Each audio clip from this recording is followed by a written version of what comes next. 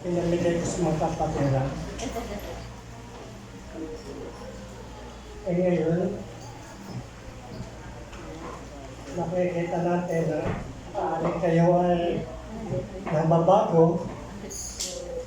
Kasi lagi naka-Amerikano, hindi naman ako Amerikano. Pero, ang titingnan lang po natin ay yung mensahe. Kaya lang kanina, napansin po, bakit walang Sunday School tanghali ng ating start?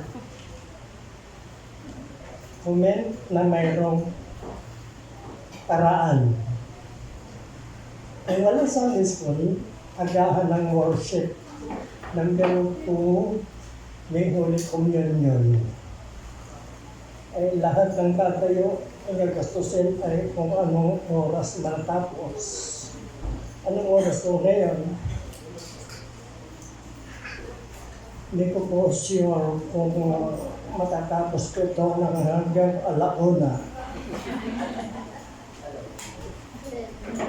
Lahat ng mga bagay na pagkukulang ang mayroong penalty.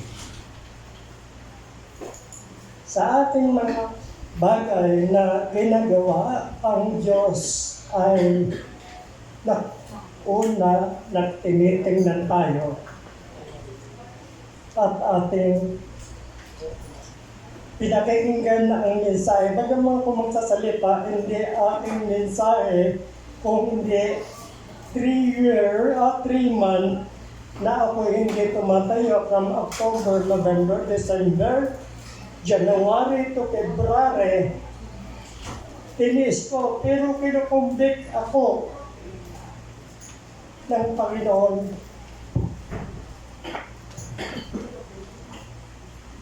Salamat sa mga nagpadala ng message ng mga kapatid.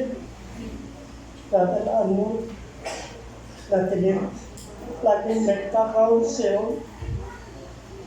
At ang mga kapatid, nagtatanong po mula apalit hanggang masamton, patay yung kaibigang pastor, si Pastor Felix.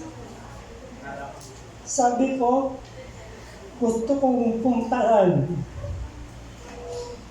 kasi masamton, magbabangka ka pang papunta nun. Pero ang lahat ay dadating sa ganitong sitwasyon. Pero ang aking pasasalamat kung bakit ako'y kasama pa ninyo, ayaw ng Panginoon pa. Marami ng pinagdanong trauma coupling ang inyong alitin na ako ay na hospital. Within 4 days, dinala sa binyang doktor sa prayer. Kahit ako'y nandoon sa higaan, ako'y nagtipray. Lord, kung panahon mo na, okay lang. Kung panahon mo na ako'y alisin mo. Ang ito ay nangyari, kinabukasan, dadalaw si Pastor None doon bago pa lang. Tinanong ako sa guard, saan nagpunta yung pasyente namin?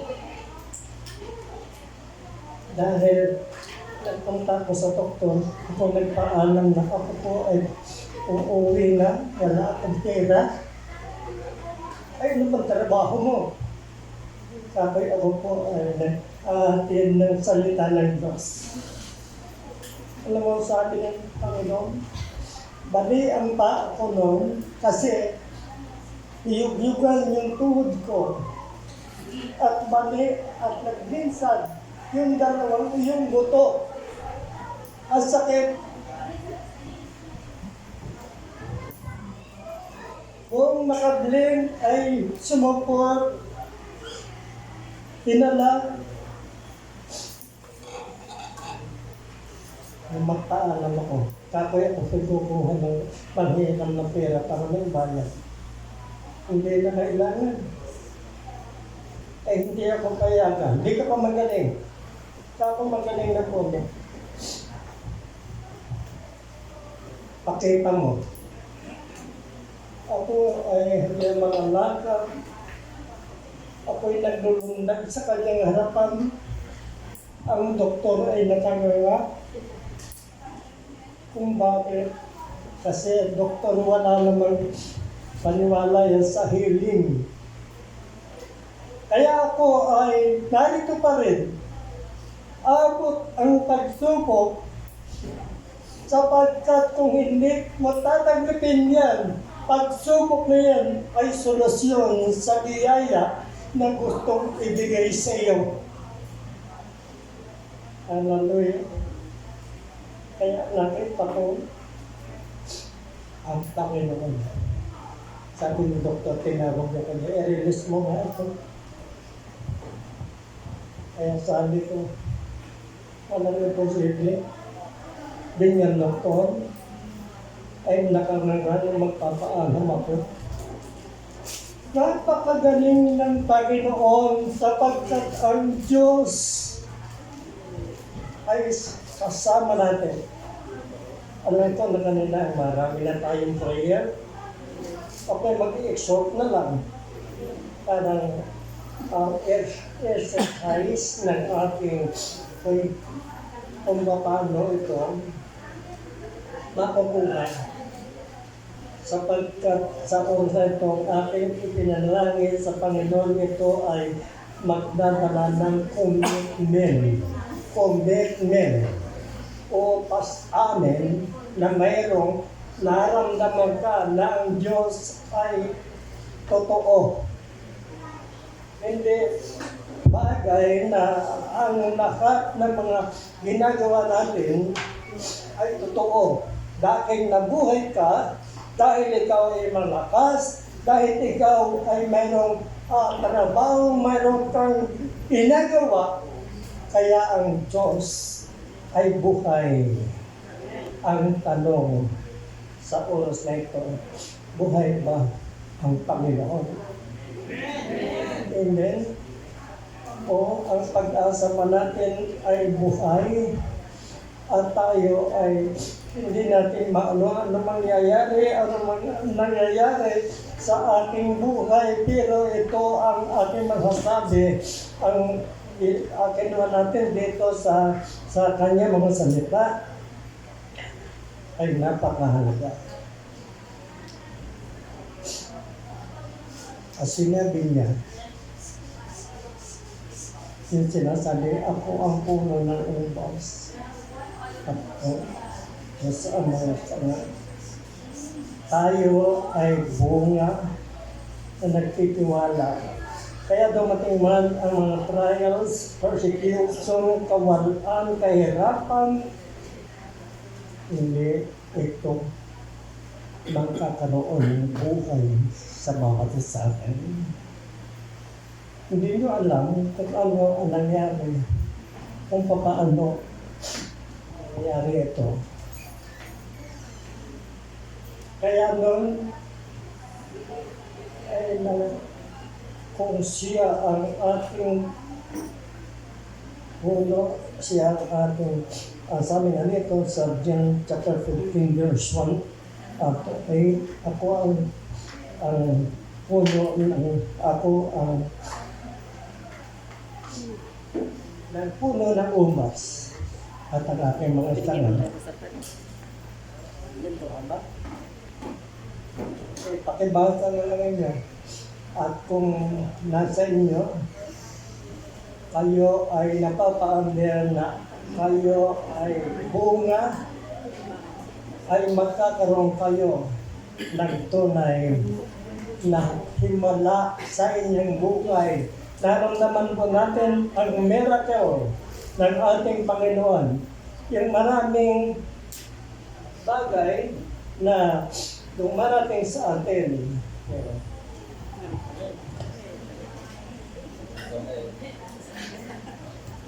The commitment ay nakita natin ang ginagawa ng Panginoon. Gusto ko na rin umatras. Pero sabi ko, October, November, January. October, November, January, in February ay ngayon. Tapusin ko lang ang February. Dahil ang February 28 this lang. Tama po ba? Mabuti ako hindi ko naranak ng 28.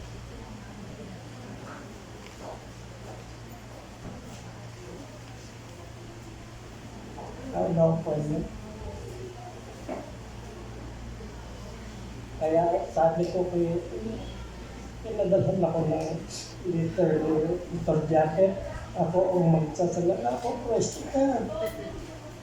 Ngayon, kapag kayo nagsalita, para bang ni kumukontra. Ano ang kumukontra? Ito ay isang bagay na hindi ko na pinansin.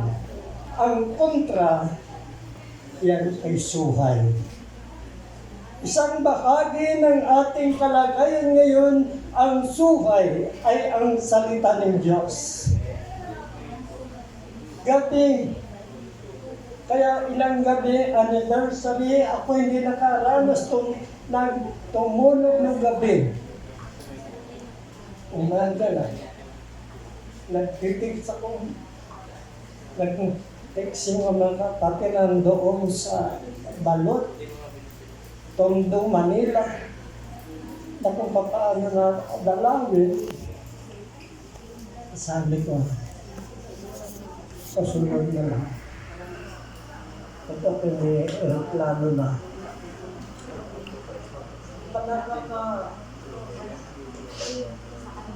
Yung ating kanilang kamatayan ay maaaring dito ka lang. Maliban sa commitment. Pag commitment ka, ang Diyos ang magdidiktalye sa iyong buhay, hindi lang yung umapinansyon. That commitment ay mayroong mang iniisip, ano ang gagawin ko, ano ang aking ipakikita. Pakikita. Kaya nga, kung nakita niyo yung ating speaker ng anniversary, kaya nakakilala yan, itong Gabdigan mo yan ay kasamahan ko yan. Napunta yan, yung nagsalitang lalaki sa kapatid niyang babae, ilagay doon sa takba. Binalakwit ng ama papunta sa apang. Balagwit. Ang akin namang ginawa ay si Pastor Jacket, si Pastor Nole ay sa tiklis din. Pinakaga na pumunta ng outreach. Church planting. Kapag ikaw ay may commitment, mayroong kang bagay at nabasa mo ang salita ng Diyos, papasok na yung commitment, ano ang dapat kong gawin. Hindi ka na dapat utusan na nakakaalam, gawin mo ang kagustuhan ng Panginoon. Sapagkat yan ay kasama sa iyong burden na magpanago. Bakit lumaki ang gawain? Mula kay Banga, Antipolo, Palakpak, San Juan, ay nakarating. Kung nakikita nyo, ang buhay namin ay hindi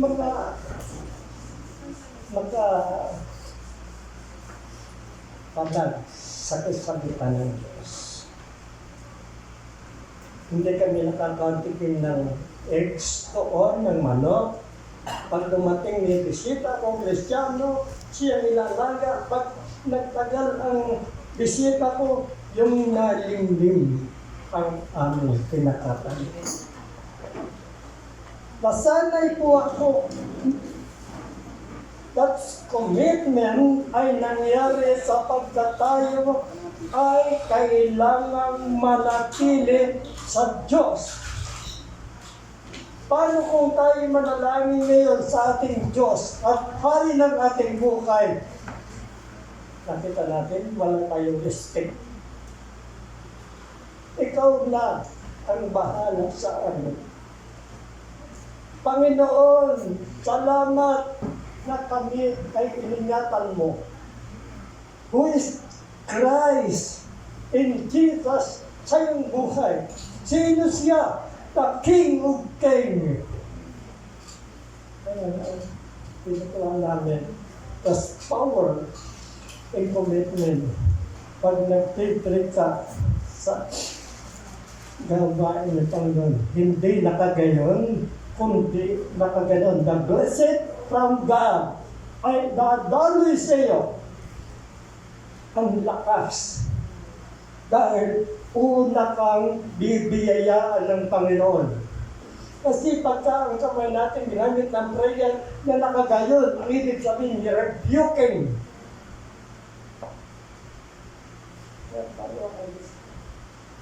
Pag may sakit sa ating tahanan, ang ginagawa natin, ginagano ng ating leeg. Diba? Pero babalik tanong mo. That's prayer. Hindi. Eh sa amin yung walang gamot-gamot. Pinapagamot sa amin yung royal. Bakit kayo nilagnat pagka pinag mo ng royal? Maya magaling na. Sarsi. Sarsi po. Magaling na. Temperance, kagustuhan dahil nasa mundo ka, makatikim lang ng royal. Dito sa atin, pamahaan royal. Pero ang pinakamalaga, ang sabi ng Romans 51, ako ang tunay na puno ng ubas. Amen? Hindi ikaw may puno. Nakaalam ka lang na kaunting pagkasalita, ang tingin mo, sarili mo, ikaw ay reverend, ikaw ay kung ano ang iyong nakalagay. Praise God. Maging kapatiran natin. Maging doon nung kami nasa Bulacan. Kami nagtagal doon. Pinala kami doon sa harvester. Wala naman kayo mga kasi kundi 200 pesos ang bago namin. Kaya anong nangyari? Pinatunayan ng Panginoon. May patangin nyo nagkiskis ng bigas para nag-apply ako. Kung magkano ang sweldo. Hahawakan mo na sa puno. Ay, marunong din mag-review. Kaya Batangas din yun. Sa amin, paano po natin karito open? Tapos ako po ay naghahatid ng salita ni Diyos. Ay paano maniniwala? Ang tao sa inyo ay wala kang pagkain. Ako ay nabiskaran. Pero patuloy pa rin. Iniwan ko ang tinatakaw na bigas at pinahabol ako dun sa anak at mayroong dalang ko ng mga 5 kilo. Napakabuti ng Panginoon, sinusubok ko lang. Maaaring ikaw ay walang pera, maaaring ikaw ay magulo ang buhay, gusto mong makipaglaban. Hindi yun ang 18. Hindi otos. Ang tunay na puno ng upas kayo ang mga sanga. Hindi tayo magbubunga kung hindi ka nakakabit sa Kanya. Hindi ka magiging matamis kung ikaw ang tingin mo, hindi mo nakakaya ang commitment bilang ang salita ng Diyos. Maging tapat kayo. Ang sabi ng Panginoon, kang tapat na tao, ikaw, nakakalam ka. Basahin mong pabalik at pabalik ang basa. Diba? Tapat pa rin. Tapat. Basahin mo ulit. Tapat. Hindi ang aking sarili ang tinasabi ko na huwag tayong kumit. Ito isang bahagi. Kaya ang buhay ng mga mananampalataya, saan ka man naroon ngayon, ang Diyos, pag kinilala mo, ay kikilalanin ka ng Panginoon na ikaw ay anak niya. Ay, napakabuti ng Panginoon. Kaya sabi ko, ako ay na-ingit sa nagbabarong noon. Ay, kinampay yung barong ko. Nagpili lang ako. Kaya, napakabuti. Kung ako sa namin kanina, masal ito. Okay pa. Mag-open mo pala eh. Ako magagamitin yun. Pag wala na akong hininga, ito ang gustong-gustong itabit, isukot ng mga walang buhay. Pero yung aking anak na pastor, bakit ako? Pinanit ako. Bigyan nyo ng Amerikana. Maraming Amerikana kayo. Ayan, Amerikana. Alam mo yan, sa miracle ay nangyari sa buhay nun. Nung magsigawan. Yan, ako. Pero sa akin na kung ako'y papayag, tapos hindi na makakapulupin. Pero nakidating sa akin, binaksan ko, nakadilat na gano'n ang mata. Eh, taniwang ko. Binagpus ko. Ang naktanggap ko na. Kahit masakit. Kaya nung umuwi kami, si Pastor Per, pag masakit ako, hindi ko alam, bahala ka po, ibangga mo. Ang sasakyan, nakarating kami. Pero ang buhay, maring ikaw o ang kalagayan mo ay handap-handap at naghahanap ka na ikaw ay maging malakas. Lalakas ka kung ang Biblia ay binabasa mo. At ikaw ay nag-memorize ng salita ng Diyos sa mamatay, sa mabuhay, ako'y maglilingkod. Kaya napakabuti ng Panginoon. Kaya nakita ko, napakabuti ng Panginoon. Sabi nga niya, ang sabi na servant God, ang sabi ng Panginoon, Bisaya ni Pablo sa Corinto mula sa unang Corinto 1:3-8.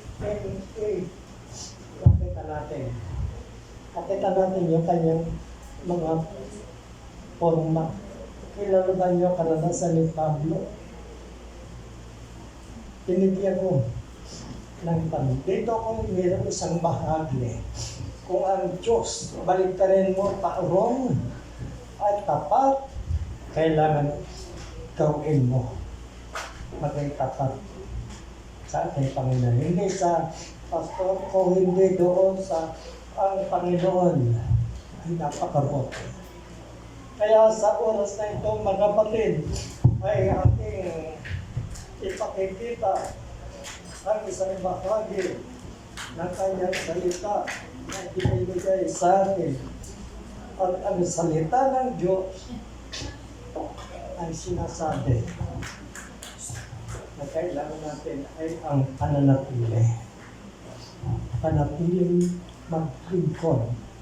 Hindi lang pagsimba ang maglingkod, kung hindi ang paglingkod sa iyong kapwa, pinagpipirma ba ang iyong kapwa, o pinagagalitan mo. Kaya nga sabi ng isang pastor sa Novaliches at saka sa Guagua, Pampanga, ang ating ikang asawa ay mahilig maging commander. Gustong commander.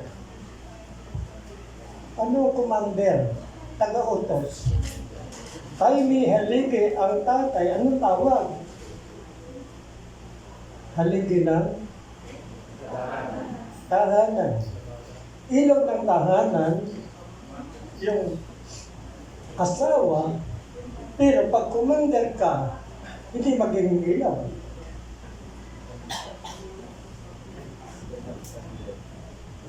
Maguguho ang pader.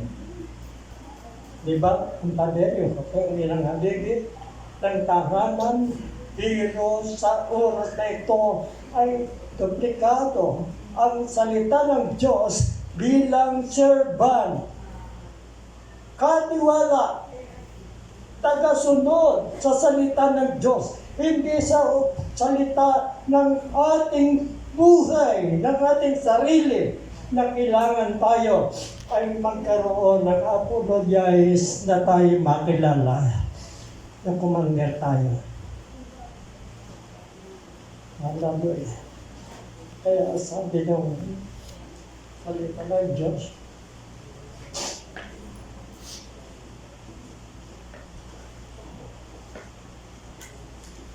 kaya ito ay napakahalaga. Kaya ito ay i-transform ang isang bagay na kanyang sinasabi na kailangan makita natin sa ating buhay. Kaya lahat ng may mga gawain o sarili sa iyong buhay, sa iyong sambahayan, ay patuloy tayong naibigay ang commitment, hindi yung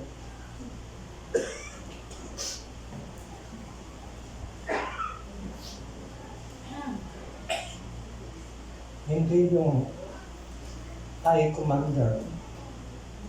Isa lang ang commander. Ayan, wala na commander tayo. Kapag nagkaroon tayo, ito ay napakahalaga.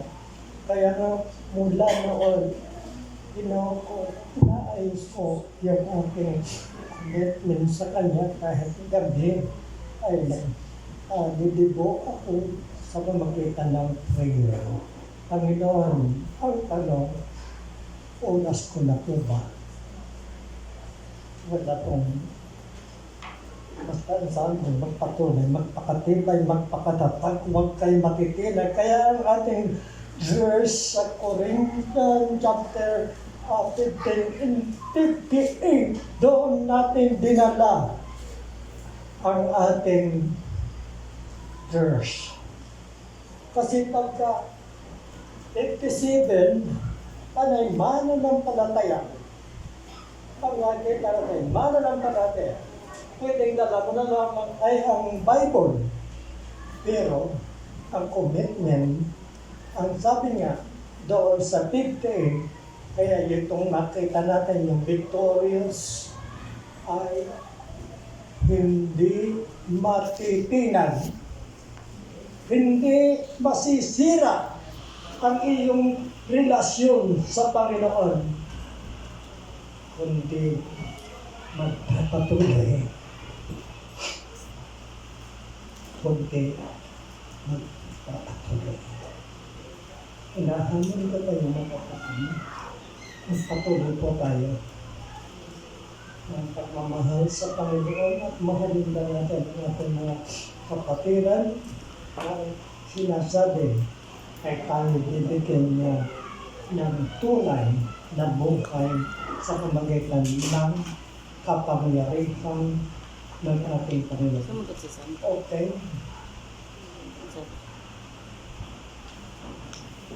sa oras na ito, mga kapatid,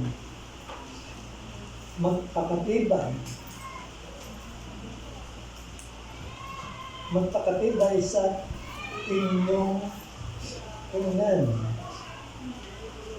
at pusuan ninyo ang Diyos ay tapat.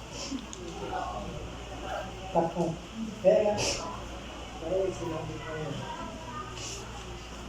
ang Diyos ay tapat. Kaya saan lang kung tapat pa rin, hindi marunong na maghina ang Diyos. Kung hindi, ikaw ay laking paranas. Ngayong hapon, ngayong tanghali, ibigyan natin ng pagkakataon yung commitment natin. Please, ulit yung nandiyan. Kaya siguro sa sunod, kung bibigyan ako ay magsisikin sandila ako. Amen.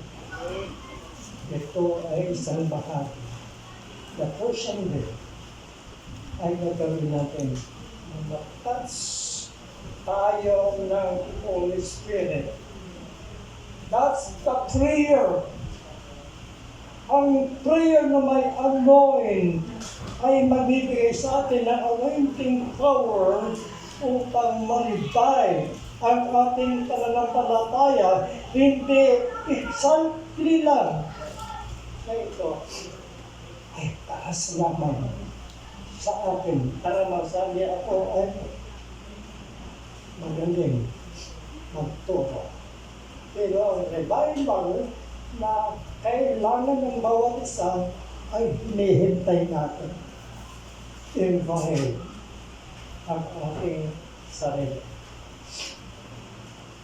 Hallelujah. Kaya nga sa ulit ito, habang kayo nakatingin, pinagmamastan ko kayo na hindi kayo na nagtatampo, hindi ko nagagalit. Alam ko ay buhay ang Panginoon. Pari ba kayong tumayo? Kaya tapos ko na.